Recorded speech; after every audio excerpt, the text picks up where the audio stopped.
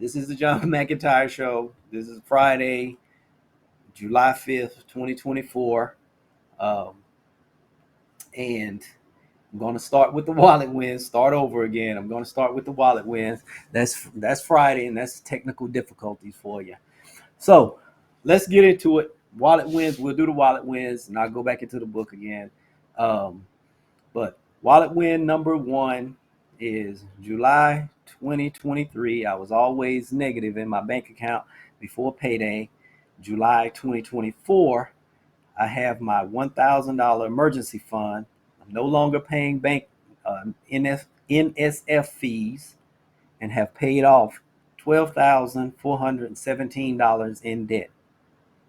So that is a good wallet win. Um, just to see in a 12-month period those changes, and those were small wallet wins that built up over a 12-month period. And that's huge. You're averaging over $1,000, paying off $1,000 in debt while saving $1,000 for your emergency fund, and you've done away with fees. So that was probably, that was doing away with another $1,000 probably, because fees can get expensive easy. Non-sufficient fees. I was talking about that a couple of days ago on how exorbitant fees from the bank can really add up to the point to where they cause some serious issues. So, wallet win number two, 6 months into this year, and we have paid off over $20,000. That is a serious wallet win. A 6 month period, that means you're probably tracking to do at least 40,000, because we don't know how this probably started out small and got larger as you came along in the 6 month period. It's probably the next 6 months, maybe more, with the momentum kicking in. Wallet win number three. I have less stress after being on a budget the past 30 days. Excuse me. That is a good wallet win for the simple fact of, usually that's where the issues are in the beginning, when you're deciding to make some financial changes or to just make changes, period. It causes there's some anxiety and stress because you're doing something you've never done before. You don't know if it's going to work, so maybe a little bit of fear of the unknown kicks in.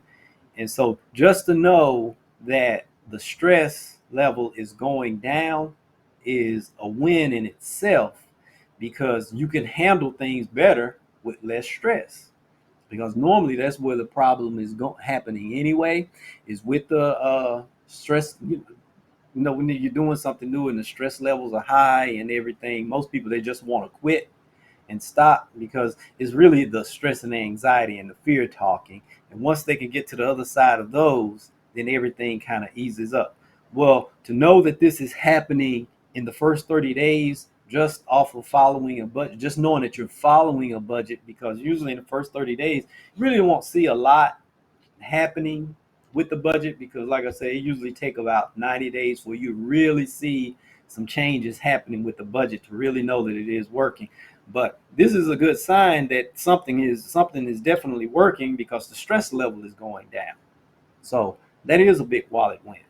So we had three good wallet wins there, and I definitely want you to share your wallet wins. If you have wallet wins, share them now. We're live. You can go to Facebook or you can go to YouTube Live. Go to the chat, put a W, hashtag wallet win, or hashtag something like that. We'll see it and we'll share it as we move forward with the show. If you have a question, give us a uppercase Q and we see it.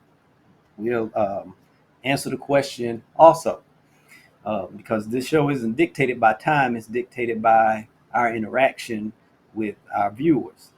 So that's how we'll handle that. All right, so we've had three good wallet wins, and now let's get into our book. With this being Book Club Friday. My book this week is The Power of Habit by Charles Duhigg. I don't know if it's Duhigg or Duhigg. I've heard some people say Duhigg and heard some people say Duhigg. If he's probably from up north, it's probably even faster than that. I'm from the south, so I speak a little bit slower. But this is an excellent book, because it talks about habits and how the tagline, the subtitle being why we do what we do in life and business. And we all know that in life, money is intertwined in everything. I mean, our lives are not compartmentalized. It used to be a time where it was kind of set up. They were saying that that's how life was. It was compartmentalized. You did this, you did this, you did this. But life just is just like that in today's time. This connected world that we're in now, this global economy, and you can see what's going on in someone's life in China right now just through social media. You can do business around the world through email, through video. I'm actually live here over the internet, and anyone can watch it. So I said that to say everything is interconnected now, and money is interconnected in every area of life. Just like, like up here with these wallet wins, your emotions, your anxieties, things like that are intertwined in every area of life, and they affect every area of life. So why I say that this book, Habit, is so powerful is because the central theme of the book is basically that habits have a powerful effect on our lives. That's basically what it says. And we all know what habits are. It's the things that we do automatically without thought. You've done something over and over to where you can do it, like they always say, with your eyes closed, or you could do it in your sleep, and that's a habit. Habits are when you wake up in the morning. It's how you get out of bed. It's what time you get out of bed. It's what time you wake up. Is whether you use an alarm or if you don't use an alarm. And that's just your first 5 seconds. It's how you brush your teeth. It's when you brush your teeth. It's, do I brush my teeth before I go downstairs, or do I go downstairs, do what I have to do, then brush my teeth? It's how you take a shower. It's when you take a shower. It's how you put your clothes on. If you put on a pair of pants, do you start with the right leg first or the left leg? And if you pay attention to this, you will know that everything is habitual and you're pretty much doing all those things the same way. And that's even before, you say hello to the first person. Do you have to have coffee? Do you not have to have coffee? Do you have to have tea? What do you do in those time periods? Your route to work.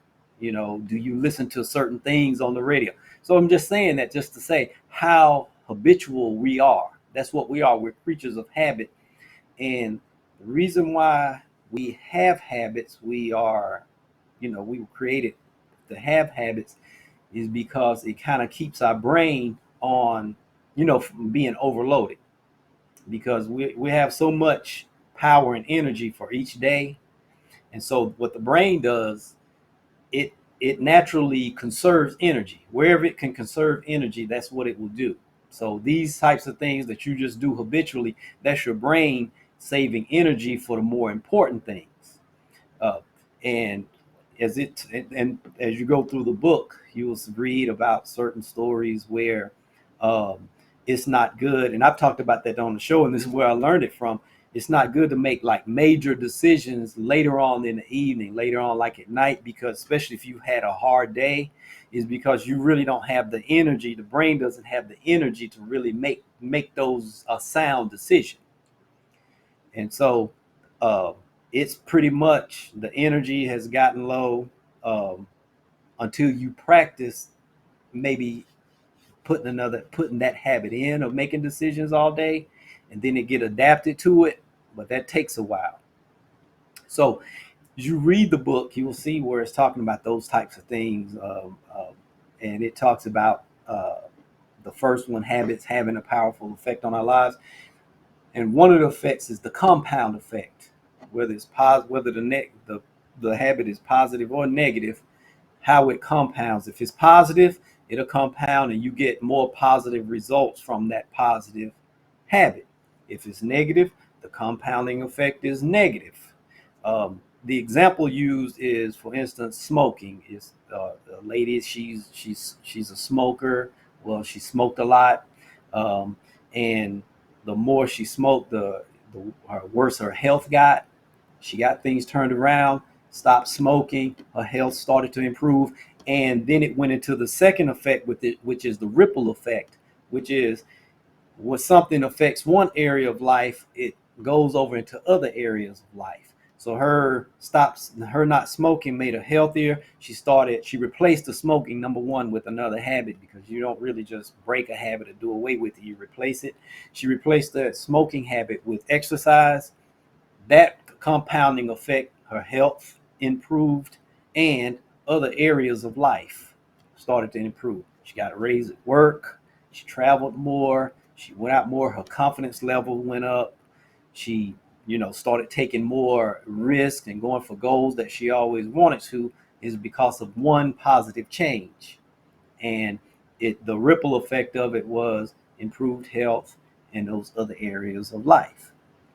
And financially, as you can tell, the compounding and the ripple effect would be, say for instance, with smoking. You stop smoking, how it affects you financially. You're no longer spending money on cigarettes. Cigarettes are expensive. There's probably other things that you did when you smoked, probably other places maybe you went to, things like that. Your health improved, so maybe your healthcare costs went down. Um, Maybe that did away with the medication, so you don't have to take that medication any longer. So as you can see, your costs of healthcare costs are going down because of a positive change. Health went up, costs went down. Um, Good financial move. Now that's a wallet win. That's the hashtag wallet win. And so that was the first part. That was one of the first takeaways for me. The second one, it was that habits, they can be ignored, changed, or replaced. And how you do that is you have to identify the cue of the habit, the routine of the habit, and the reward. And the cue is kind of hard to change the cue, because I call it triggers. Sometimes it's called, you'll hear the word trigger. Something may trigger you, and let's say for instance it's smoking. Something triggers you, maybe your anxiety, maybe you get a little overly anxious. I need a cigarette. And so now you have a routine with your cigarette, and the reward is your anxiety goes down. Some people, they smoke strong enough cigarettes, they say they sort of feel like this high feeling, um, and they feel better. So you have to find something that would replace that. Let's go back to the example of the lady that was smoking. She stopped smoking. Her cue, she had a cue. She went through the routine of smoking. She changed the routine from smoking to exercise. So she would exercise. She replaced smoking with exercise. And the reward, she got the same feeling. She said she had that same feeling of euphoria from working out that she had received from the cigarette, from smoking the cigarette. And so that's how she was able to take care of. The cue didn't really go away, because this is just how life is. Especially if it's stresses, you're going to experience stresses in life. So you have to put a new routine, something to replace it, and then work that would actually give you sort of a similar reward. Then she said it really solidified it with all of the other rewards that came along with it. The new relationships, the travel, the health, improved health, feeling better, looking better, um, more confidence. And so that really made that habit solid. So the third one that I got from it, that not all habits are created equal. Some habits are what you call keystone habits, and they're usually the positive habits. So not every habit is negative. Like I said in part one, some are positive, some are negative. So that's why you have to sort of analyze each habit to make sure you're not like replacing something that was actually good for you, working you, and you have to make sure to pay attention how they're all working together, and don't what they would call throw the baby out with the bathwater.